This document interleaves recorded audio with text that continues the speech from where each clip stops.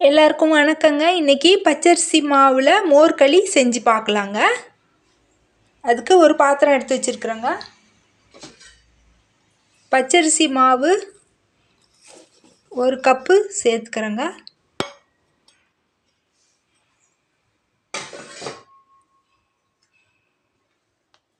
நல்லா புளிச்ச தயிர் இதில் சேர்த்துக்கிறேங்க.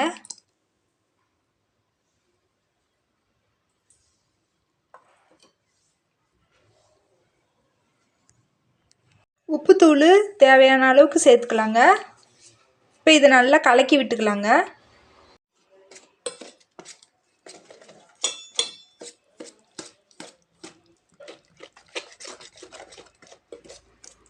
கட்டி தட்டாத மாதிரி கலக்கி விட்டுக்கலாங்க. பத்தலைன்னா நம்ம தண்ணி கூட அளந்து ஊற்றி கலக்கிக்கலாங்க. இது மோர் தயிரே கொஞ்சம் தண்ணி மாதிரி இருக்கிறதுனால நான் முடிஞ்ச வரைக்கும் அதில் கலந்துட்டு அப்புறமா தண்ணி ஊற்றி கலந்துக்கலான்னு இருக்கிறேங்க. உப்பு போட்டு நல்லா கலக்கி விட்டாச்சுங்க, கட்டி இல்லாமல். இப்போ தயிரே தண்ணிமாக இருக்கிறதுனால இதுவே 1 டம்ளர் அளவுக்கு தண்ணி சேருங்க. இப்போ ஒரு 1.5 டம்ளர் அளவுக்கு தண்ணி இதில் சேர்த்துக்கிறேங்க. இது நல்லா கலக்கி விட்டுக்கலாங்க.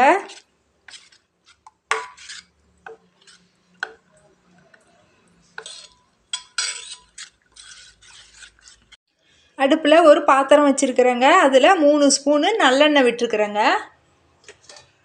இப்போ கடுகு கொஞ்சமாக சேர்த்துக்கலாங்க.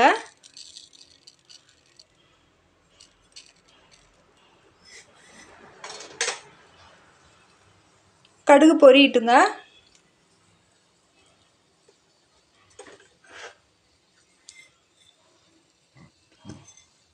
சீரகம் ஒரு 5-6 மட்டும் சேர்த்துக்கிறேங்க வாசத்துக்கு.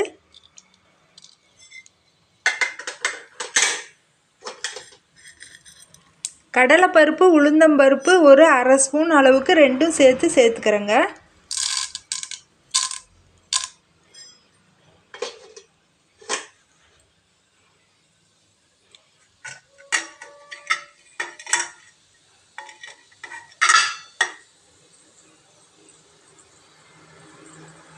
இப்போ பெருங்காயத்தூள் எடுத்து வச்சுருக்கிறேங்க. இது ஒரு 1/4 ஸ்பூன் அளவுக்கு சேர்த்துக்கிறேங்க பெருங்காயத்தூள்.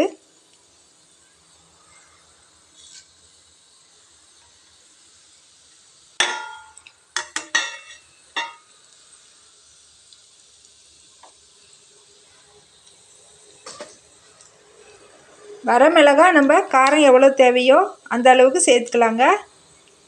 நான் ஒரு 3 மிளகாய் சேர்த்துக்கிறேங்க.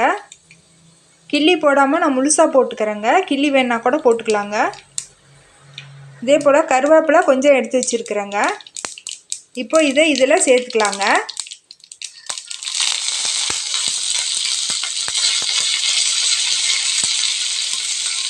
இது வதங்கட்டுங்க.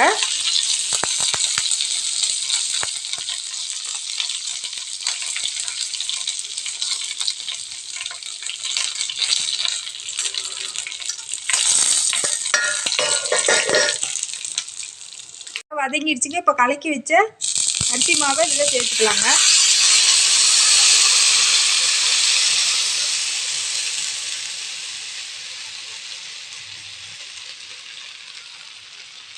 தண்ணி கொஞ்சமாக கலக்கி ஊற்றிக்கலாங்க.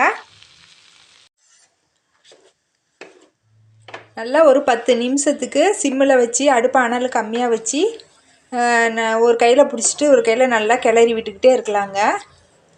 இப்போ இது கெட்டி பதம் வந்துருச்சிங்க. இன்னும் கூட ஒரு 2-3 ஸ்பூனுக்கு எண்ணெய் விட்டுக்கலாங்க. நல்லெண்ணெய் விட்டு செஞ்சால் நல்லா ருசியாக இருக்குங்க. இன்னும் ஒரு 2-3 ஸ்பூன் எண்ணெய் விட்டு நல்லா புரட்டி கிளறி எடுத்துடலாங்க.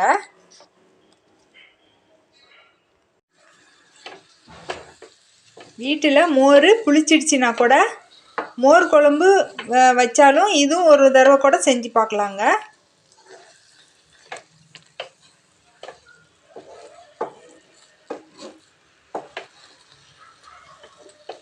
இப்போ நல்லா வெந்துடுச்சிங்க. இதை ஒரு 4-5 சொல்லட்டி புரட்டி எடுத்துட்டு பாத்திரத்தில் மாற்றிடலாங்க.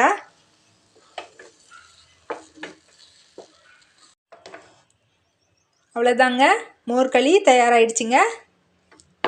இப்போ இது தட்டில் எடுத்துட்டு மாற்றிடலாங்க.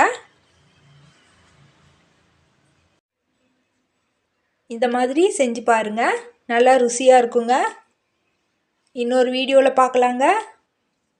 நன்றிங்க.